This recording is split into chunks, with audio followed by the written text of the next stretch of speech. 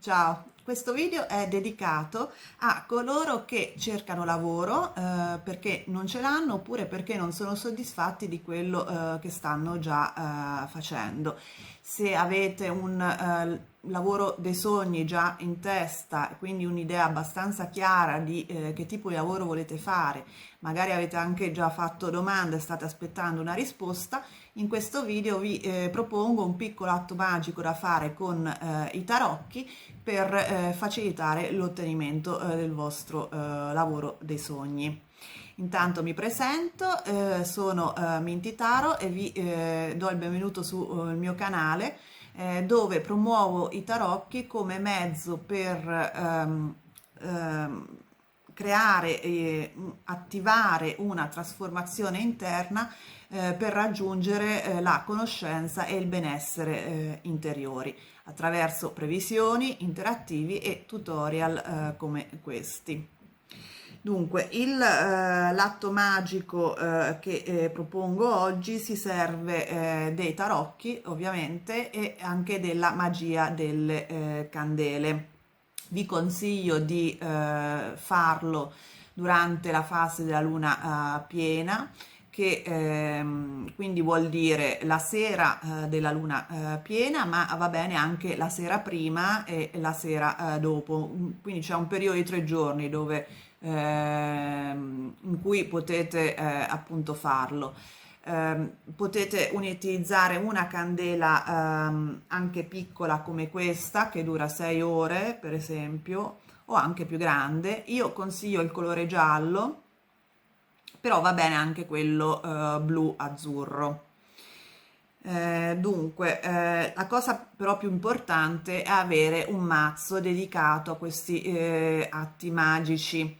Come ho spiegato in un precedente video, è importante perché il mazzo di tarocchi dedicato a questo compito accumula nel tempo un'energia particolare che facilita appunto la riuscita dell'atto magico.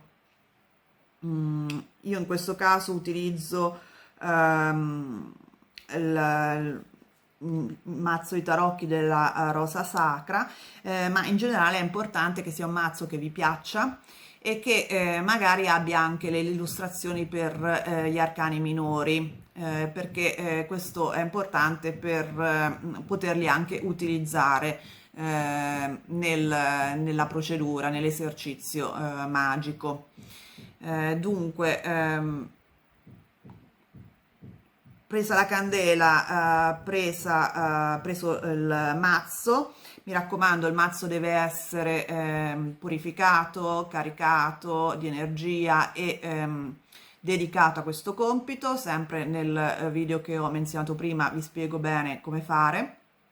Scegliete le carte per questo tipo di scopo, l'ottenimento del lavoro che vogliamo ottenere, del lavoro diciamo tra virgolette dei sogni. E io consiglio innanzitutto di scegliere la carta che vi rappresenta. In un altro video dove parlo di come scegliere la carta del consultante, vi spiego le varie metodologie che potete utilizzare. Può essere per età, può essere per segno zodiacale o anche per istinto. Comunque sicuramente è meglio utilizzare una carta tra le carte di corte, le figure dei tarocchi. Nel caso mio, per esempio, di solito scelgo la regina di coppe perché è in linea col mio segno zodiacale, fondamentalmente. Scelta la carta personaggio che quindi vi rappresenta, prendete altre carte che sono il 6 di bastoni, che indica appunto il processo di vincere la selezione per il lavoro che vi interessa e quindi celebra la vostra vittoria, l'ottenimento di questo lavoro. e poi l'8 di denari che rappresenta voi che state già lavorando nella posizione che avete ottenuto, e poi il 9 di denari che indica appunto anche il raggiungimento della propria indipendenza lavorativa ed economica attraverso appunto il lavoro che avete ottenuto. Potete aggiungere anche altre carte, non esagerate nel numero perché secondo me si fa più confusione che altro, però per esempio se per voi è molto importante il lato umano di collaborazione con i vostri colleghi o con il supervisore che avrete, potete per esempio utilizzare anche il 3 di coppe o il 3 di denari. Se invece il lato artistico è quello che vi preme, cioè che sia un lato che abbia la possibilità di esercitare un lato creativo nel posto di lavoro, io vi consiglio per esempio di aggiungere l'imperatrice. Comunque per adesso le metto da parte queste e utilizziamo soltanto le carte di base. Dunque, ogni carta va presa tra le mani una alla volta, iniziando con la carta del consultante e caricata di energia e dedicata a questo scopo. Quindi la mettete tra le vostre mani, fate 3 respiri profondi e immaginate appunto che l'energia passi alla carta dalle vostre mani. Cercando appunto di concentrarvi e magari mentalmente o anche ad alta voce dedicate la carta a questo scopo, quindi carico di energia questa carta perché mi aiuti nell'ottenimento del mio lavoro dei sogni, per dire. E la mettete alla base della candela, la vostra carta personaggio. Vedete, la base della carta è rivolta verso la candela. Poi la stessa cosa fate con le altre carte, una alla volta, prima il 6 di bastoni e poi lo mettete vicino alla candela, poi l'8 di denari, stessa cosa, e poi infine il 4, il 9 di denari. Quindi con tutte le carte rivolte con la base verso la candela vedete che si forma anche una croce, quindi se invece volete aggiungere altre carte ovviamente dovrete disporle in maniera da comunque ottenere una figura ordinata, se non proprio geometrica. Ultimo step è scrivere in un foglietto di carta il vostro intento in tempo presente, evitando le negazioni, perché serve a comunicare con il nostro inconscio, quindi l'inconscio non concepisce la negazione, non la rileva e quindi va a finire che per esempio se scrivete non voglio problemi di denaro, vi arrivano problemi di denaro. Cambio un po' la posizione delle carte così vedete bene. Ecco, ci siamo. Quindi lo scrivete, dite io, magari nome e cognome, lavoro come presso la ditta, insomma tutti i dettagli che volete metterci in tempo presente come se aveste già ottenuto questo lavoro che volete. Poi piegate il foglietto e mettete sotto la candela,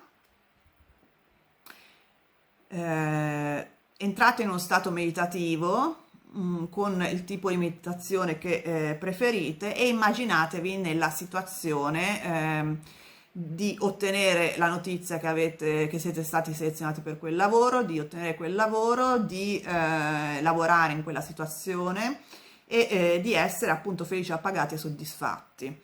Quindi calatevi in questa situazione e sentite appunto le sensazioni, i sentimenti che vi suscita in modo proprio come se fosse già reale l'ottenimento del lavoro che come se già lavoraste in quella posizione che volete. Dopodiché potete anche ripetere mentalmente ad alta voce l'intento, se volete, e poi accendete la candela e la lasciate accesa finché non finisce naturalmente.